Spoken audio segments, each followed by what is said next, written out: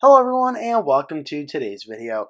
Today, January 3rd, 2025, I thought it'd be a fun idea to look at the first time I'm doing a video on the 2025 New Jersey governor election.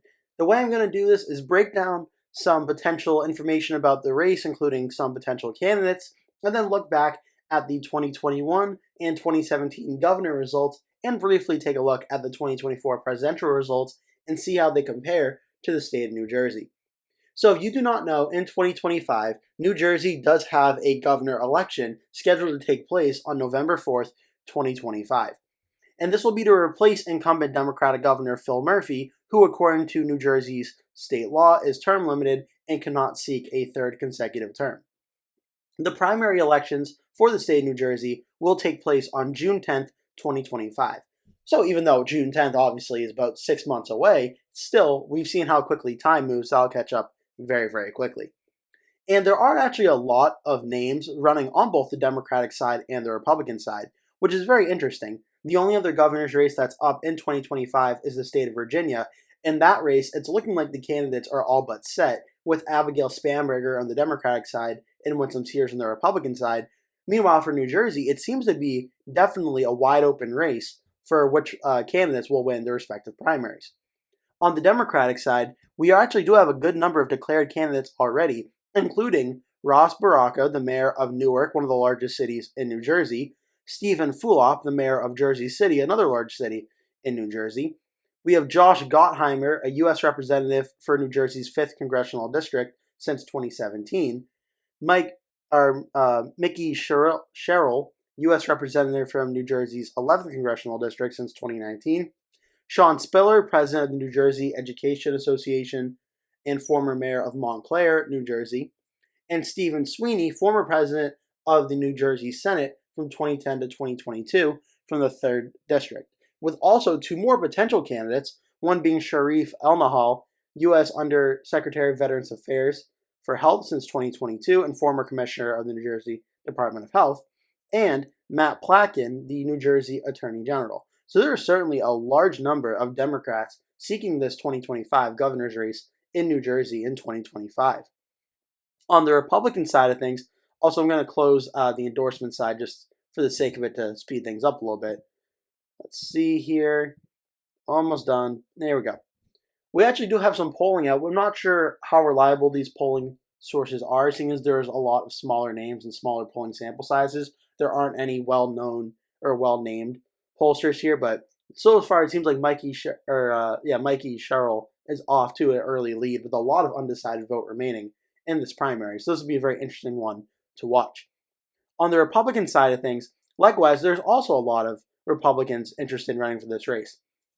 The most prominent name to me is Jack Ciattarelli, who did run for this race in 2021 and won the Republican primary. I would assume, based that he was just the nominee 4 years ago, he would probably start out as the odds-on favorite to win this primary, but there are a lot of other candidates, including Roger Bacon, a production mechanic and perennial candidate, John Bramnick, a state senator in New Jersey and a minority leader of New Jersey General Assembly, Robert Canfield, real estate broker and perennial candidate, obviously Jack Ciattarelli, the former state assemblyman and nominee for governor in 2021 and candidate in 2017, Edward Durr, a former state senator from the 3rd District, 2022 to 2024, Jim Falzone, former mayor of Burlington City, New Jersey, and nominee for SD07 in 2023, New Jersey's 7th Legislative District. Bill Spadilla, a radio talk show host and nominee for New Jersey's 12th Congressional District back in 2004. We have a candidate that's formally explored a committee with Mike Crispy, a podcaster and candidate for New Jersey's 4th Congressional District in 2022. Hans Herberg has filed paperwork. Potential other candidates include Mario Kranjak, former mayor of Englewood Cliffs, and Holly Schapisi, state senator from the 39th District. So again, a lot of people running on the Republican side as well. Two very wide open primaries on the Republican side. So now let's see real quick if there's any polling. There's only been one poll done by KA Consulting. I'm not familiar with the firm, so I can't really comment too much on how credible they are as a polling firm. But right now it starts off Ciattarelli in this poll does have a massive lead over the others. I would assume that's because he's the most well-known, given he was just running for governor a few years ago. But the reason that right now the Cook Political Report has this race as a lean Democrat but Republicans are feeling very optimistic is because we just saw the 2024 presidential election. Kamala Harris won the state of New Jersey by just 6%, 52% to Trump's 46%. And this was in a presidential year and typically a very safe Democratic state. So Republicans are feeling very optimistic. Coupled with that, back in 2021, where Phil Murphy defeated Jack Ciattarelli by 51.2% to 48%. So just a 3.2% margin of victory. So New Jersey, at least in the last governor's election and presidential race, showed at very least to be a competitive race. And a 3.2% win would be a lean Democratic win in my rankings, and the 6% win by Harris over Trump would just barely be a likely Democratic win by my rankings. So at very least, this governor's race starting out as lean Democratic, I think honestly is a pretty good spot for it. And it does, again, need to be reminded that this is going to be an off-year election 1 year after Donald Trump has beginning serving his term. So typically it does favor the party that's not in power, but it does also need to be mentioned the Democrats have been in charge of the governor's mansion in New Jersey the last 8 years. So maybe that trend is bucked, but that remains to be seen. As for some of the key counties in New Jersey, first let's see 51.2 to 48 in 2021. Back in 2017, Phil Murphy won 55.7 to 42.2. This is a more situation you'd expect to see out of New Jersey, but a very close race in 2021. Some areas in New Jersey, of course, you're looking at the city of Newark and Essex County, 74% to 25.4% over Ciattarelli in 2021. Let's take a look back at 2017. This one was 79.6 to 18.9%. So Ciattarelli doing about 6% better in Essex County than the Republican candidate in 2017. Looking at some surrounding suburban areas like Union County, Morris County, or Bergen County, which borders New York. We have Passaic County, Sussex, Warren, Hunterdon, and then going down to Mercer County, where the capital city of Trenton is. Looking back at 2021, this was a closer race in a lot of these areas. Bergen was only about a 6 to 7 point win. St. Passaic was about a 4-point win. Morris County ended up being about an 11-point win for Ciattarelli. Outside here, Hudson County, again right on the border of New York, 73.6, 25.4. Here, Union County, 61.6, 37.6, 55.7, 43.3 in Middlesex. Somerset, 51.5, 47.7. Hunterdon, 58.9, 40.2. Morris, 55.3, 44.1. Warren, 64.2, 34.6. And Sussex, 66.8, 31.9. And then we get into Mercer County, 65.1, 34.1. Then we get into the more southern part of the state, which typically has more Republican areas. Monmouth County, 58.8 to 40.3 for Ciattarelli over Murphy. Ocean County voted 67.5%, 31.8% for Ciattarelli over Murphy. Burlington County, 53.3 to 46.1. Camden, 61.7, 37.5. Gloucester, 54.6 to 44.6.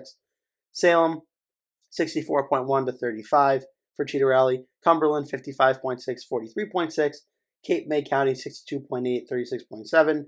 And Atlantic County, home of Atlantic City, 55.3 to 44%. Just now taking a really quick look at the 2024 presidential race, just to give you an idea of how things fared. For instance, here, you can see Donald Trump doing a little bit worse than Ciattarelli did. Trump doing about 2% worse statewide than Ciattarelli. Harris only doing about 1% better than Phil Murphy did. We have Cape May, Cumberland, Salem, Gloucester, Atlantic, Burlington County, Camden County, Ocean, Monmouth, Mercer, Hunterdon, Somerset, Middlesex, Union. We have right here, we have Morris County, Warren County, Sussex County, Warren again, Passaic, Bergen, and then Hudson. So it's interesting. Trump did just maybe about 1 to 2 points worse than what Ciattarelli was able to do in 2021. But Trump also did this in a presidential election year turnout. 2025, you would think, will not have anywhere near the same level of turnout that the presidential year did, which may actually benefit the Republicans in New Jersey in 2025, despite the fact that Democrats should likely be favored in this race to begin with. But New Jersey is going to be interesting because it is a wide open race, and there is no incumbent running this time around due to New Jersey's state laws. So the potential for this race to be very close is actually really possible. And the really close race in New Jersey in 2024, where again, Trump only lost by about 6% in what was typically a safe Democratic stronghold, is reason to give the Republicans optimism. And at very least, don't think that Virginia is going to be the only competitive governor's race in 2025. New Jersey and Virginia are looking up to be two very competitive governor's races that we're going to have to watch on November 4th, 2025. So this is just a very brief introduction into the 2025 New Jersey governor election. I hope you enjoyed this video. I'm sure I'll be doing more in-depth videos in the coming days, weeks, and months on New Jersey. So make sure to keep coming back if you want more for the state of New Jersey and its governor's race. But in the meantime, thank you so much for watching. Remember to give this video a like, click subscribe, share with your friends and family, and I hope to see you in a future video. That will do it for today's video. Thank you so much for watching. If you enjoyed the video, please remember to give it a like. And if you really liked it, please remember to click the subscribe button and make sure you turn post notifications on so you always get notified when I post a new video. That way you never miss one. Also, please remember to share this video with your friends and family if you really like the video. And remember to stay tuned because I'll be posting at least one video every single day leading up until Election Day. So I'd really appreciate it if you keep coming back and watching those videos. Thank you so much for watching, and I hope to see you in a future video.